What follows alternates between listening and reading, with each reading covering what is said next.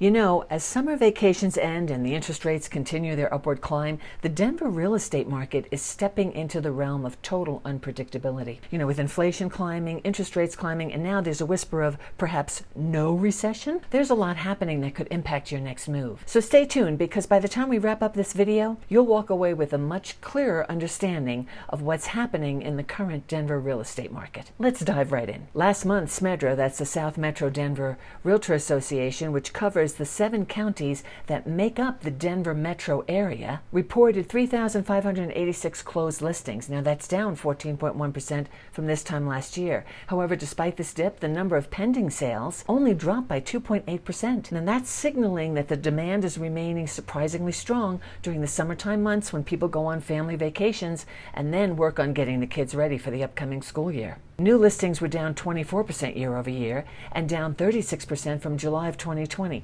possibly due to homeowners hesitating in the face of rising mortgage rates. Remember, interest rates were below 3% in 2020 and have climbed to around 7% now. It seems the era of ultra-low rates is giving some homeowners the golden handcuffs. I'll tell you more about that a bit later. Now, the overall median sale price was down year over year by 0.8%, and the median price discount that the sellers were giving was 0.1%, much less than the 1% they were giving back in 2019. For those interested, the average price discount last month was 1.5% compared to 1.9% in 2019. So it looks like for buyers that there's some opportunities to buy a home at less than list price, especially homes that have been in the market for 2 to 4 weeks. That'll depend, of course, upon the seller's timeline and motivation. Months of inventory, actually it's still weeks. We're still sitting at 7 weeks of inventory, which was the same as it was this time last year, but it's up about 7% from 2019. Basically, we're still in a holding pattern. No real changes in inventory, which leads me to introduce you to the golden handcuff theory. I don't know if you've heard about this or read about it in the newspaper. Golden handcuff dilemma is where potential home buyers and sellers love their historically low interest rates on their home, but, you know, they no longer love their home.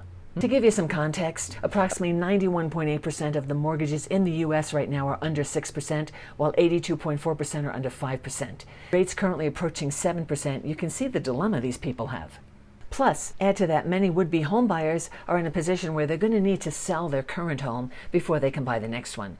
And this is where we're starting to see an increase in contingent offers. And a contingency allows a buyer to purchase their next home with the understanding that the purchase is going to be contingent upon the sale of their current home. Now, buyers who don't need to sell anything to purchase the next home are looking to the sellers for some help with things like a 2-1 buy-down or other buy-down loan programs to help alleviate that high interest rate concern. The general prediction right now is that interest rates will possibly go down within the next year or so, allowing these buyers to refinance to a lower rate, which really helps them buy now versus sitting on the sidelines, especially since, we're not really seeing home prices decrease dramatically. But regardless of either loan programs or the willingness to negotiate from the sellers, buyer activity has continued to slow as the rates increase. Buyers today are rate and budget conscious, and they're looking for a good deal.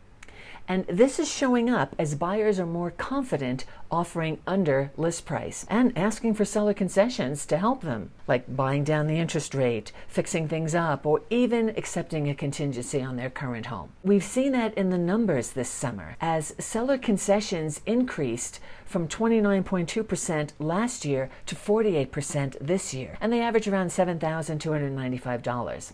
So if you're thinking of buying, this may be one of the best times in recent history as buyers can finally negotiate after all these years of a strong seller's market. In fact, as I reported last month, the close to list price ratio dropped below 100% to 99.88%. So if you're a buyer, look at homes that have been on the market, say, for 30 days, 60 days plus, since those sellers really want to sell their home. It'll be interesting to see what happens this fall because, historically, July and August tend to be slower months in our market, with a rebound occurring in September and October. So I'm wondering if we're in for a stronger fall real estate market. But before you get too excited, let's awkwardly segue into recession talk. Seems JP Morgan Chase Economics on Friday bailed on their recession call, saying, given the current growth, we doubt the economy will quickly lose enough momentum to slip into a mild contraction as early as next quarter, which we had previously predicted. In fact, it seems like Wall Street is on board with them as well. Bank of America, Goldman Sachs and the Federal Reserve also came out saying a recession this year is unlikely. And why would that be important to you? Well, a recession would have meant a drop in rates. Currently, the thinking is rates will still drop, but they're just going to do so a lot slower than originally predicted. Add to that, gross domestic product, or GDP, for the second quarter of 2023 came in stronger than expected at 2.4%, and they're estimating that for the third quarter, it may come in at 2.5%. And if this economic growth continues, along with strong labor market and the financial market risk continues to stay high, interest rates could stay high for longer, affecting mortgage rates and the overall feelings about the market. Now, what does this mean for you? Plan ahead. Whether you're looking to enter the market or make a strategic move within the market, having a solid plan in place will help you. Keep an eye on those interest rates, and remember, even in uncertain times, the real estate market remains full of potential. So there you have it, the latest on the Denver metro real estate market. From fluctuating interest rates to the removal of the recession fears, this market is ever changing. That's why I love my job. Real estate is never boring.